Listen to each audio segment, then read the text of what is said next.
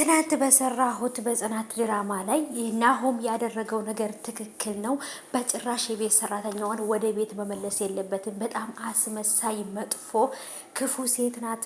ጽናትም ደግሞ የቤት ሰራተኛይቱን ስለምትወዳትና አላማዋ ላይ እንድታተኩር ስለፈለገች ነው ይህን ነገር ያለቻት እንጂ መጥፎ ሰው ሆነ አይደለም እያላችሁ ነበረ። በተለይ በቤት ሰራተኛይቱ ጉዳይ ላይ እኔ ራሴ በጣም ተበሳጭቻለሁ።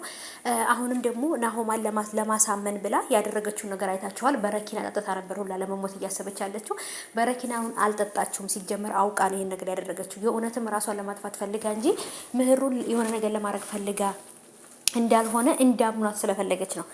ሰላም ውድ የተከበራችሁ የቻናሌ ተከታታዮች እንዴት ናችሁ? ከኔ ጋር ሁሉ ሰላም ነው። ሰላማችሁ ብዝት ትርፍ ይበልኝ ባላችሁበት ውድ ቤተሰቦቼ፣ የምወዳችሁ የማከብራችሁ ተመልካቾቼ ሰላማችሁ ይብዛልኝ ባላችሁበት። እንዴት ናችሁ?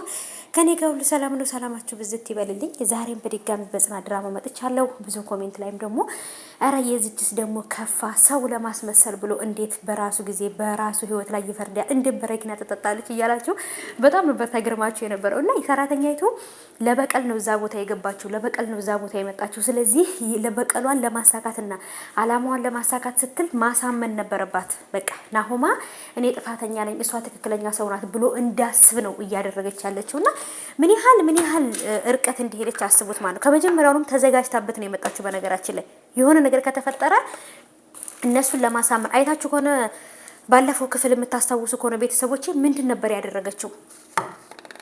የጨው ውሃ ጋር ጨው አርጋበት ሰታት። የምህሩ እናት እንዴት ነው ልጄን በጨው ባለው ውሃ መድኃኒት የምትሰጫት? ምን አስበሽ ነው ብላ ስትላት፣ ወይ እኔ የምጠጣውን እኮ ነው፣ እኔ ሆዴ ስለሚያመኝ ለሆዴ ብዬ ያዘጋጀሁትን ውሃ ነው የሰጠሻት እኮ ብላ ስትላት፣ እንዴት ለምን ሰጠሽኝ ስትላት፣ ተሳስቼ ነው አለቻት። ተሳስቼ ነው የሰጠሁሽ ነበር ያለቻት። ግን ጠጪው ስትላት ማለት ነው እዛው ነበር በቆመችበት ያንን ጨው የተሞላበትን ውሃ የጠጣችው።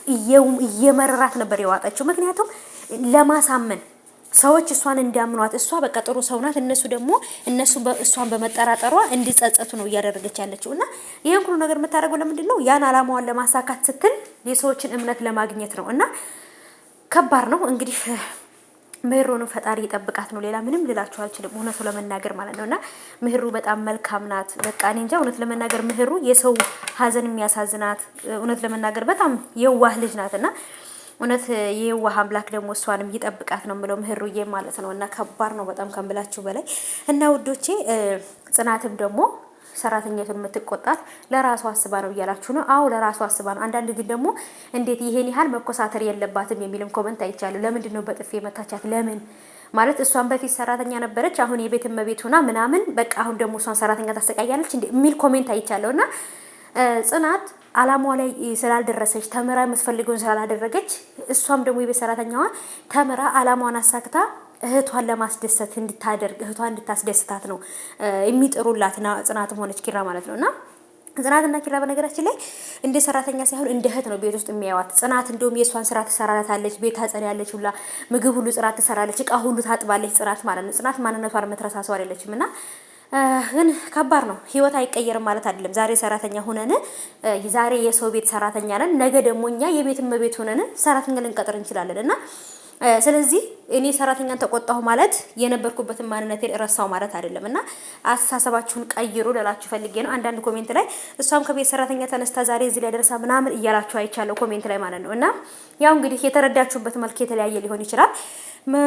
ናሆማም ደግሞ የወሰነው ውሳኔ አሪፍ ነው። ከዚህ በኋላ የቤት ሰራተኛይቱን እዚህ ቤት መመለስ የለበትም እያላችሁ ነው። እኔም በሱ ነው የምስማማው።